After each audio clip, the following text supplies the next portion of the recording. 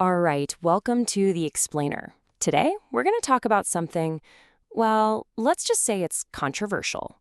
But stick with me here, because by looking at how different countries handle pornography, we can actually unlock a surprisingly clear picture of their deepest political and cultural values. So let's just jump right in with a big question.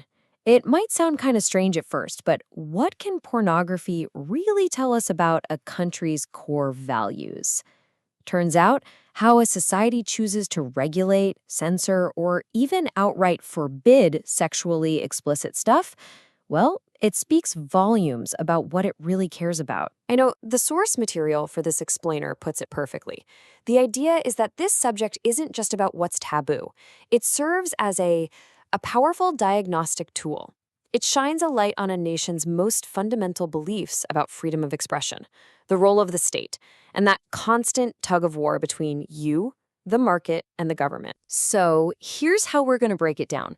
First, we'll look at why this is such a revealing tool. Then we'll get into the actual national rulebooks. After that, we'll see how those laws shape the product you see. And finally, we'll tie it all together to talk about freedom, creativity, and control. Okay, section 1. Let's get into it. We're looking at how a global product like this takes on a really specific local identity.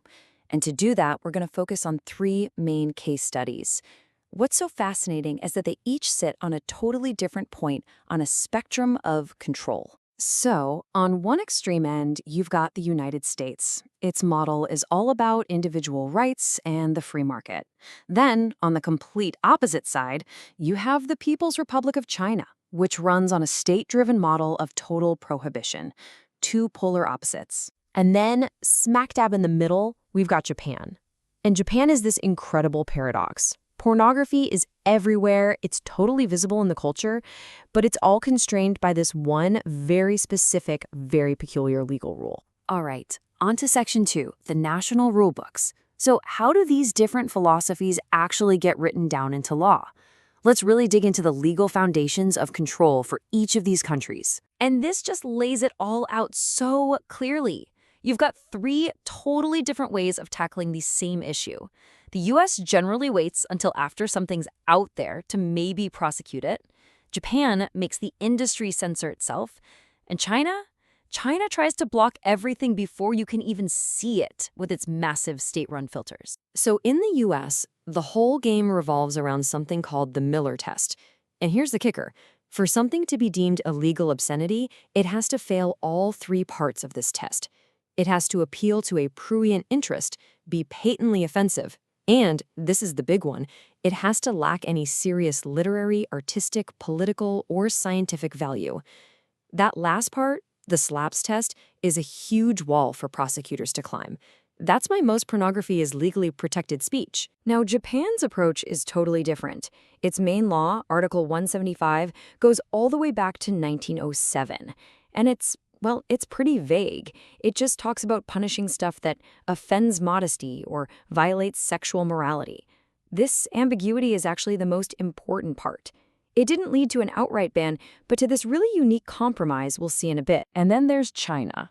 To understand their approach, you have to understand this phrase, spiritual pollution. It's not just about something being immoral. For the Communist Party, pornography is seen as this corrosive force, a political threat that can rot the nation's moral integrity from the inside out. So for them, state control isn't just about morality. It's about protecting the nation itself. Okay, section 3. This is where it gets really interesting. How do these completely different rulebooks actually change what people make and what people watch? You're about to see that the link between the law and the final product is incredibly direct. Let's start with the US. Here, the market absolutely reigns supreme. Since there are so few legal rules holding things back, what gets made is pretty much dictated by what we, the consumers, demand. This has led to this massive, sprawling industry with endless niches for every possible taste. And, competition being what it is, there's a constant push toward more and more extreme content. And then you have Japan, which is just a stunning paradox. I mean, sexually explicit material, what's often called JAV, is culturally ubiquitous. It's just everywhere. You can find it sold right out in the open in bookstores and even convenience stores, sitting right there next to the magazines and candy. But, and this is the big but, that old vague law from 1907 has been boiled down to mean just one thing in practice. You have to pixelate the genitals. That one single rule, the mandatory mosaic pixelation, has profoundly shaped the entire Japanese adult film industry. And here's the wild part. That censorship actually forced producers to innovate. It's a classic case of restriction breeding creativity. Since they couldn't show the main event, so to speak, they had to invent whole new genres to get around the rule. Things like bukkake, which focuses on acts that don't need pixelation, or tentacle porn, because hey, a tentacle isn't legally a phallus.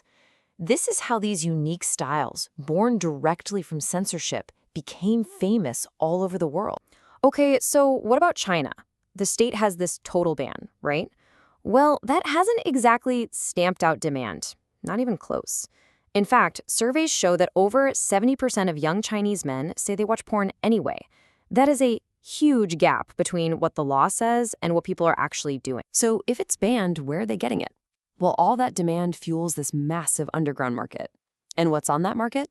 Mostly pirated stuff from America and Japan, accessed using VPNs and secret online groups. So the great irony here is that the porn being watched in China is actually shaped by the legal systems of the very countries whose influence the government is trying so hard to block. So let's bring it all together in Section 4. What does this all really mean? At the end of the day, what we're seeing is something profound about each country's core philosophy. Looking at how a nation handles its taboos, it's like a cheat sheet for understanding the relationship between its citizens and the state. Think about it like this. In the USA, taboos get commodified. If there's a fantasy, someone will turn it into a product and sell it. The market solves the problem of taboo. But in Japan, it's more about the symbol. The taboo is representational. You can act out almost any fantasy imaginable as long as the literal symbol, the genitals, is covered up. They police the image, not the narrative. And then you have China, where taboos are fundamentally political. Anything that exists outside the Communist Party's direct control is seen as a potential threat to the entire social and ideological order. So pornography is forbidden, sure, but not just because it's sexual. It's because it represents a private world of individual desire that the party can't manage. And all of this leaves us with one final, really provocative question for the future.